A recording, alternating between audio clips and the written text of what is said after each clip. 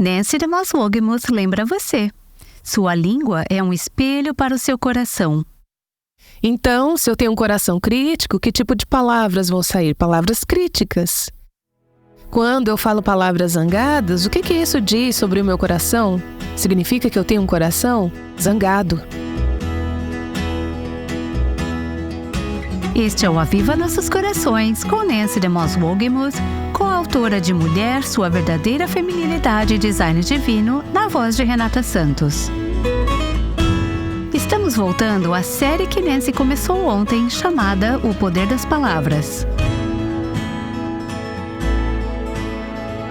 O versículo em que temos meditado e eu a encorajei a colocar em diferentes lugares ao redor de sua casa é Provérbios 18, 21. A língua tem poder sobre a vida e sobre a morte. Vimos que nossas palavras têm o poder de ferir e destruir ou de curar e construir.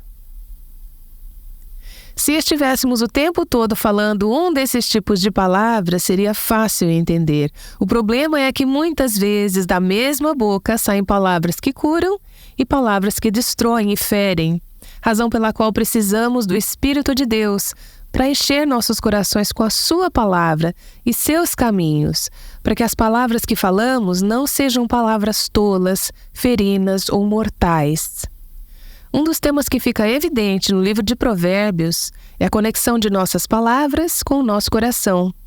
De fato, contém 11 versículos, pode haver mais do que isso, onde a palavra coração está no mesmo versículo que a palavra lábios, ou língua, ou boca.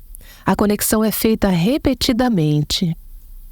O contraste, por exemplo, no capítulo 10, versículo 20, a língua dos justos é prata escolhida, mas o coração dos ímpios quase não tem valor. A língua está conectada ao coração. Provérbios 15, 7 diz: as palavras dos sábios espalham conhecimento, mas o coração dos tolos, por que não dizer a boca dos tolos, né? Não é assim. O contraste está entre as palavras dos sábios e o coração dos tolos. Por quê? Porque há uma conexão entre o que dizemos e o que está em nossos corações. Ao estudar o livro de Provérbios, você descobrirá que há muitos lugares onde lemos sobre a boca, ou as palavras dos ímpios, ou a boca dos tolos. E eu gostaria de encorajar você a fazer o seu próprio estudo. Eu espero conseguir aguçar o seu apetite pelo seu próprio estudo no livro de Provérbios e suas muitas referências à língua. Há outros lugares onde você lê sobre a boca, ou a língua, ou os lábios dos justos, ou as palavras dos puros, ou a língua, ou os lábios dos sábios. Qual é a conexão aqui? A língua revela a condição do meu coração. As palavras que falo são um espelho para o meu coração. As palavras saem, isso é o que é ouvido, isso é o que é evidente. Mas elas revelam o que não é tão evidente até eu pronunciar as palavras. E isso é a condição do meu coração. Desta forma, se eu sou uma pessoa tola, vou falar palavras tolas. Se tenho um coração ímpio, as palavras que saem da minha boca serão palavras ímpias.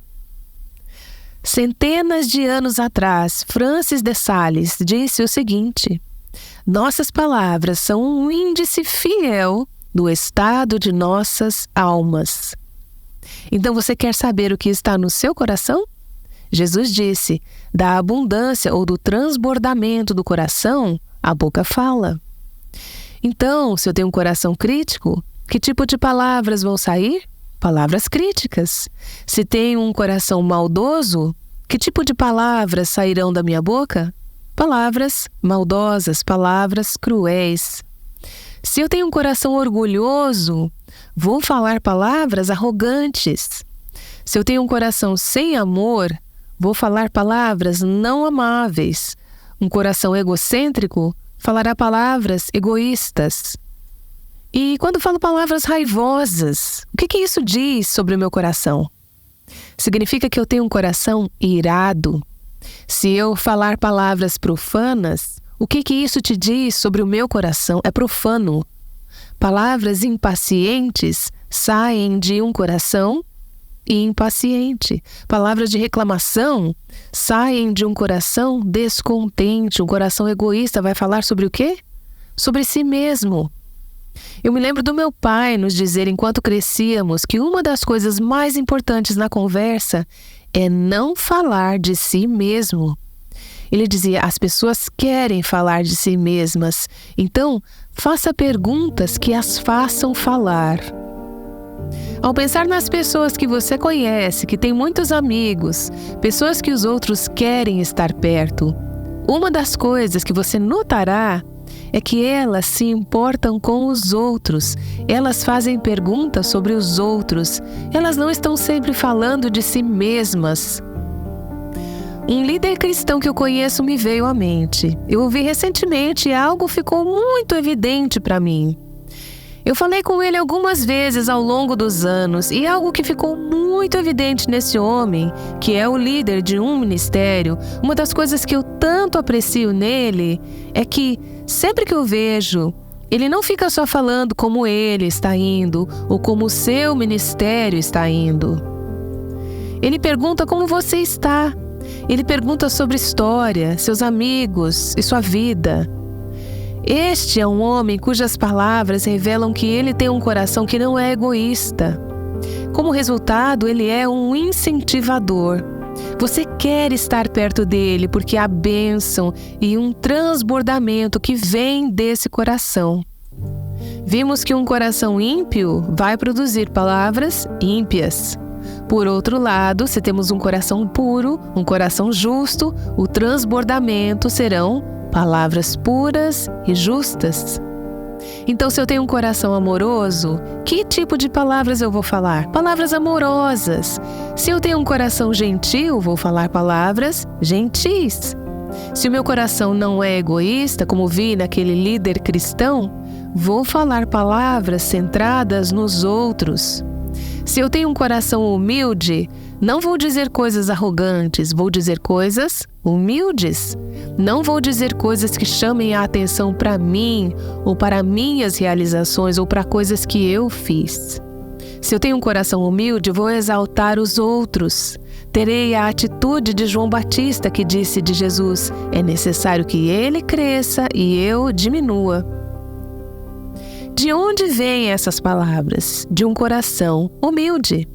Se eu tenho um coração puro, vou falar palavras puras. Se falo palavras sensuais, ou corruptas, ou ímpias, estou mostrando que há uma condição do coração, que eu tenho um problema com o coração.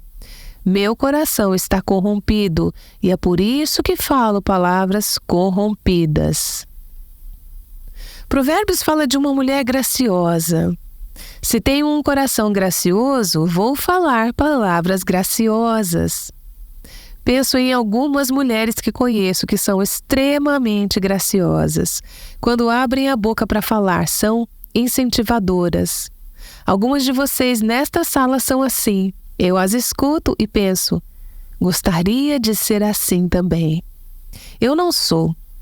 Sei que você pode pensar em mim como sendo muito extrovertida e sociável, mas conversar com pessoas, especialmente pessoas que não conheço, não é algo natural para mim. Eu preferiria apenas ficar nos bastidores ou em um canto e deixar as outras pessoas conduzirem a conversa. É um esforço muito grande sair da minha área de conforto para falar palavras que são graciosas e incentivadoras. Mas estou percebendo que à medida que Deus faz uma obra em meu coração é preenchido com o seu espírito, com o seu amor e com a sua graça. Então não fica tão difícil falar palavras que reflitam esse coração. Se eu tenho um coração grato, que tipo de palavras eu vou falar? Palavras de gratidão. Um coração grato produz palavras de gratidão. Novamente, você pode pensar em pessoas que conhece. Elas podem estar no meio de uma situação realmente difícil, mas estão falando sobre a bondade de Deus e a fidelidade de Deus no meio do que é uma situação muito difícil. Elas estão dizendo palavras de gratidão porque têm um coração grato. Algumas de vocês têm sido tão gentis em expressar gratidão pelo que esses podcasts significam para vocês, e vocês tiraram um tempo para dizer: obrigada por esse ensino, obrigada pelo seu ministério para mim. À medida que eu ouço vocês expressando gratidão, percebo que a gratidão está fluindo de um coração grato. Se você tem um coração sábio, vai falar palavras sábias. O desafio, porém, é que quero falar palavras sábias, mas nem sempre quero pagar o preço para ter um coração de sabedoria, porque exige trabalho e esforço para encher o meu coração com as palavras de Deus, para que eu tenha sabedoria dentro de mim que se manifestará em palavras sábias. Sempre tenho essa imagem mental do que significa ser uma senhora idosa e sábia, e eu quero ser essa senhora. Quero ter esse tipo de sabedoria, mas nem sempre eu quero pagar o preço para chegar lá, para ter o tipo de coração que vai transmitir esse tipo de sabedoria. Se eu tenho um coração honesto, vou falar palavras verdadeiras. Se estou falando palavras enganosas ou não verdadeiras, isso diz algo sobre o meu coração.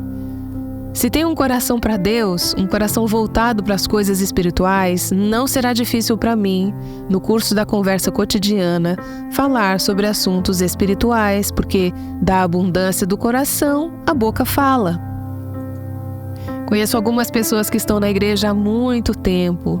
Parece que são ativas no trabalho da igreja e fazendo vários tipos de ministério. Mas você as coloca em uma conversa e elas podem falar sobre tudo, exceto o Senhor. É difícil. Você não as ouve falar sobre o que Deus está fazendo em suas vidas, ou sobre o que Deus as tem ensinado, ou sobre o que estão aprendendo sobre o coração e os caminhos de Deus. É como se essa fosse uma categoria de suas vidas reservada para o tempo da igreja, mas não afeta a forma como falam o tempo todo. O que eu quero dizer é que isso revela algo sobre o coração. Se eu não consigo falar sobre o Senhor no curso da conversa, significa que o meu coração não está tão focado e direcionado para o Senhor quanto precisa estar. Porque se eu tenho um coração para as coisas de Deus, eu vou poder falar sobre as coisas de Deus. Então, ao pensarmos em nossas palavras e nossos corações, as palavras que falamos são realmente o termômetro do nosso coração. Essas palavras não determinam a temperatura. O termômetro não determina a temperatura. O termômetro apenas registra a temperatura. E as palavras que falo registram a temperatura, a condição do meu coração. Seria ótimo se isso fosse sempre verdade, mas nem sempre é. Então tendemos a trivializar muitas vezes as palavras que saem da nossa boca, dizendo coisas como: eu realmente não quis dizer isso, foi sem querer. Quando eu vi, saiu. Foi só uma brincadeira. A verdade é que eu posso ter feito um comentário sem pensar ou de forma descuidada, mas isso também revela algo sobre o meu coração. Se minhas palavras estão descontroladas e sem restrições, isso indica que eu tenho um coração indisciplinado, que não está sob o controle do Espírito Santo. O fato é que o que eu digo revela o que eu realmente quero dizer. Então, queremos apenas lançar essas palavras inflamadas, essas palavras prejudiciais, e depois tentar voltar atrás e dizer: na verdade eu não quis dizer isso. Bem, eu posso sentir muito ter falado algo que eu não queria ter dito, mas eu tenho que reconhecer que isso não é uma questão trivial. Embora tenha sido sem pensar ou descuidado, revelou uma condição do meu coração que é séria. Meu coração teve sua temperatura aferida e o que foi registrado não foi agradável ao Senhor. Então, deixe-me fazer uma pergunta. O que as suas palavras revelam sobre o seu coração? E não se pergunte isso apenas enquanto estamos sentadas aqui conversando. Bem, você está aqui ouvindo. Então, ninguém está pecando com a língua nesse momento. Eu sou a única que tem a possibilidade de fazer isso nesse momento.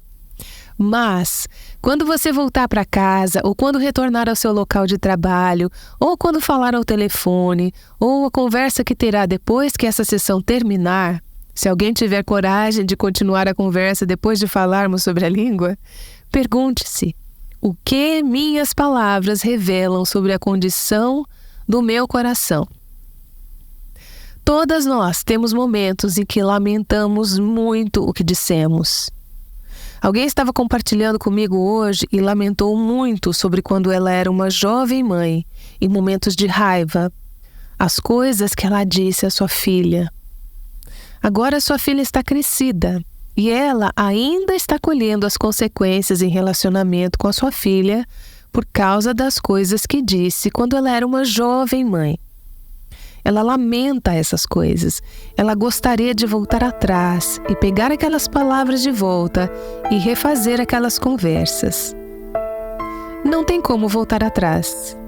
Mas o que você pode fazer é permitir que Deus examine o seu coração agora. Se você quer que suas palavras mudem, não é suficiente focar na mudança do seu discurso. O que realmente precisamos é uma mudança no coração. Algumas de nós precisamos de uma cirurgia cardíaca, abrir nosso coração honestamente perante o Senhor e talvez perante outra pessoa, talvez perante o seu cônjuge, que a ajudaria a prestar contas e falar o seguinte: percebo que as palavras que falam mostram que tenho alguns problemas sérios em meu coração. Estou vendo que essas palavras rápidas, descuidadas, sem restrições e fofoqueiras revelam uma condição do meu coração que precisa de arrependimento. Eu não quero que você saia daqui se sentindo sobrecarregada e pensando: nunca mais vou abrir a boca porque simplesmente não consigo dizer nada certo. O que eu quero que você faça é se arrepender, concordar com Deus, se humilhar, reconhecer o que Deus lhe mostrar sobre o seu coração, assim como estou sendo obrigada a fazer sobre o meu próprio coração enquanto estudo isso. Ajoelhe-se diante do Senhor e diga: Senhor, muda o meu coração, enche-me com o teu Espírito, para que quando eu estiver sob pressão, quando eu estiver falando com minhas crianças, quando eu estiver falando com o meu cônjuge, quando eu estiver falando com os meus colegas de trabalho, quando pegar o telefone para conversar, o que sairá será o transbordamento de um coração puro, de um coração controlado pelo Espírito de Deus. O que suas palavras revelam sobre o seu coração? Nancy DeMoss Wolgemuth lançou esse desafio a você hoje, e ela voltará em breve. Essa mensagem faz parte de uma série chamada O Poder das Palavras. Pelos próximos minutos, ouviremos uma mulher que passou por uma grande mudança no coração, e seu coração afetou muito sua língua. Debbie se casou com um homem que fazia tudo com cuidado e de forma deliberada. Ele é um homem trabalhador. Ele é um perfeccionista. E como tal, quer que tudo seja feito certo da primeira vez. O marido de Debbie não apenas realizava seu trabalho de maneira metódica e sem pressa, mas também falava de forma medida e sem pressa. Ele é uma pessoa que precisa pensar muito sobre suas respostas. Debbie era exatamente o oposto. Eu sou uma pessoa que deseja uma resposta rápida. Eu prefiro fazer o mesmo do que esperar que outra pessoa faça. Sou extremamente controladora. Quero que seja feito. Vamos lá? Vamos abrir, vamos acabar com isso, vamos lidar com isso e pronto. E essas diferenças geraram muitos conflitos. Nossa casa se tornou um campo de batalha. Eu grito, não tenho paciência. Ele é uma pessoa muito quieta e raramente fala. Ele quase nunca compartilha suas emoções. Uma das coisas que me atraiu nele foi justamente o que começou a me afastar dele. Quando Debbie impacientemente o pressionava por respostas ou comunicação, seu marido simplesmente se afastava.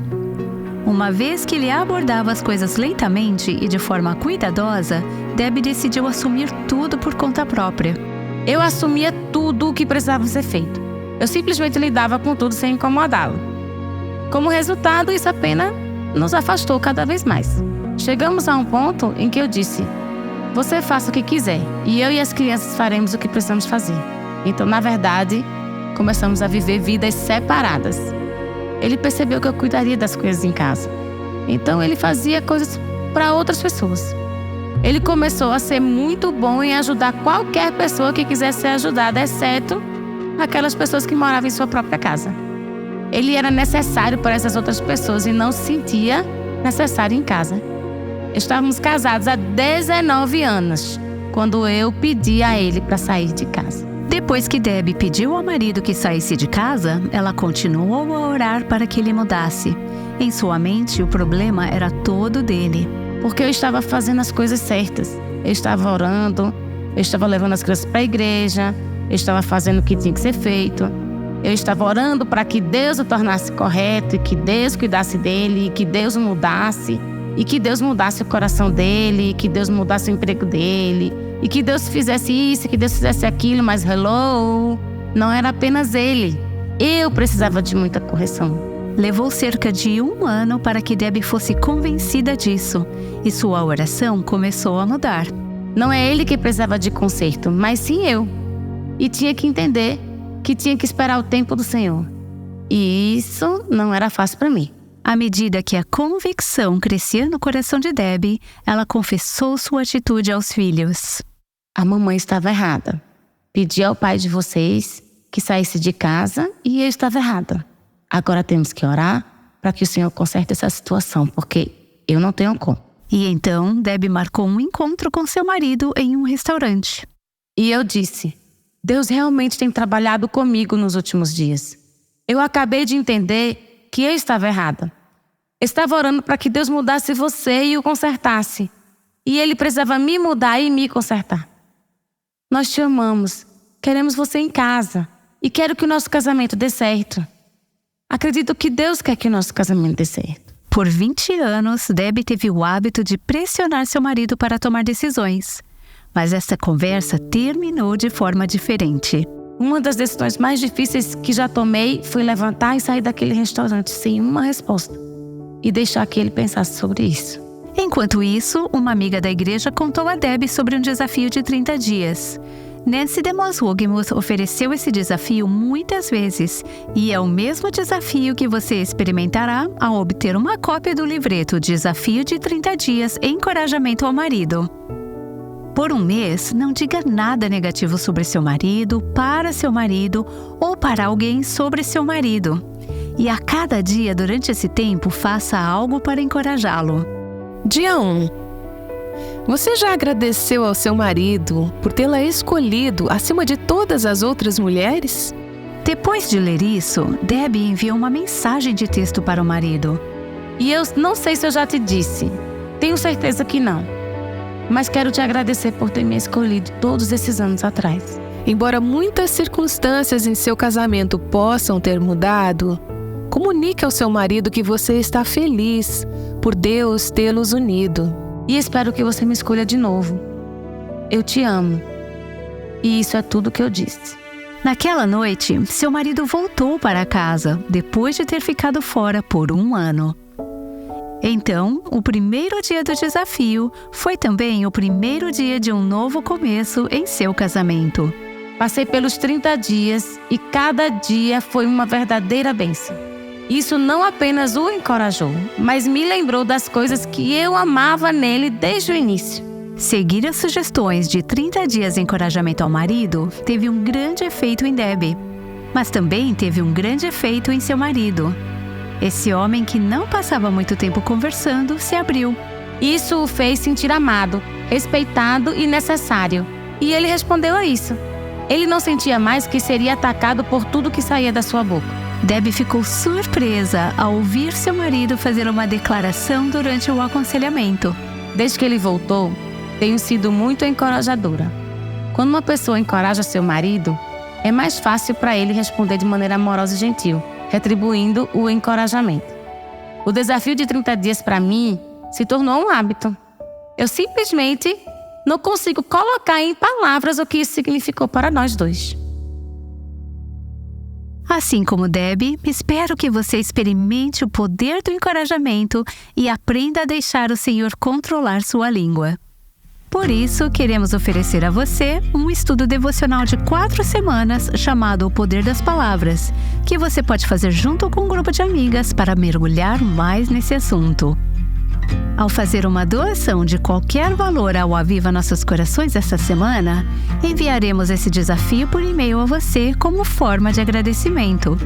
Para fazer sua doação, acesse www.avivanossoscoracóis.com e clique na aba Doações para informações bancárias e sobre o nosso Pix. Após fazer sua doação, mande um e-mail para contato@avivanossoscoracóis.com e nos informe sobre sua doação para que possamos enviar este estudo a você. Mentir pode ser sutil. Identifique maneiras sorrateiras pelas quais o coração tenta enganar. Esperamos você aqui no Aviva Nossos Corações. Nancy DeMoss Wogemuth está de volta para finalizar o nosso tempo. Quantas de vocês seriam honestas o suficiente para reconhecer que, mesmo nesses últimos momentos, o Espírito de Deus apontou o dedo para o seu coração e vocês viram que há um problema, talvez até mais que um, em seu coração, que precisa de arrependimento e que suas palavras são apenas um reflexo, uma expressão do que está nas profundezas do seu coração? Você sentiu o desejo de pedir perdão ao Senhor para que Ele mude o seu coração? Você deseja se arrepender daquilo que Ele mostrou que está em seu coração? Você quer que Deus mude o seu coração em áreas específicas, crendo que então as palavras que saírem serão uma expressão de um coração puro? Se isso for verdade para você em algum problema específico que abordamos, ou talvez algo que o Espírito Santo tenha revelado a você, você poderia confessar isso ao Senhor? Quero orar por você. Que o Senhor seja louvado pela sua honestidade. Oremos. Senhor, o Senhor vê os nossos corações. Nós levantamos nossos corações a Ti e confessamos que muitas vezes queremos justificar e trivializar as coisas que dizemos. Mas estamos diante do Senhor de maneira quebrantada e humilde para dizer: é nosso coração que é o problema. E para suplicar que o Senhor nos dê corações arrependidos, que limpe nossos corações, que nos purifique, que encha nossos corações do Senhor e da Sua palavra, para que o que saia de nossas bocas seja o fruto do Teu Espírito Santo. Muda-nos, Senhor. Muda nossos corações. E em seguida, muda a maneira como falamos, para que nossas palavras possam glorificar a Ti. Oramos em nome de Jesus. Amém. O Aviva Nossos Corações é um ministério em língua portuguesa do Revival Hearts, com Nancy DeMoss Wogemuth, que chama as mulheres à liberdade, à plenitude e à abundância em Cristo.